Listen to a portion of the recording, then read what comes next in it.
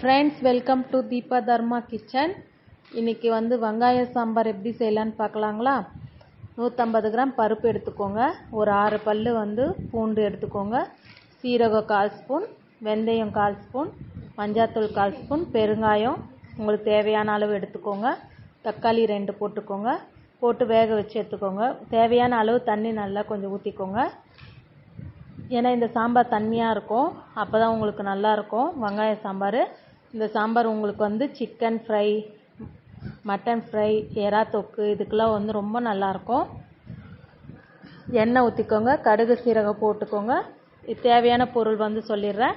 கருவேப்பிலை, காஞ்ச மிளகா, வெங்காயம், தக்காளி, கொத்தமல்லி, ஒரு கொட்டை புளி ஊற வச்சுக்கோங்க. கடுகு பொரிஞ்ச உடனே காஞ்ச மிளகா, கருவேப்பிலை சேர்த்துக்கோங்க. நல்லா செவந்துட்டோம் அந்த எண்ணெயிலேயே. அதுக்கப்புறமா நம்ம சேர்த்துக்கலாம் வெங்காயம் தக்காளி சேர்த்துக்கோங்க. உப்பு போட்டுக்கோங்க. உப்பு போட்டு நல்லா வதக்குங்க. நல்லா மேஷ் ஆகிற அளவுக்கு வெங்காயம் தக்காளி வதங்கணும். அப்புறம் நம்ம வேக வச்சு எடுத்துருக்கோம்ல, அந்த பருப்பு தண்ணி எடுத்து ஊற்றிக்கோங்க கடைஞ்சிட்டு.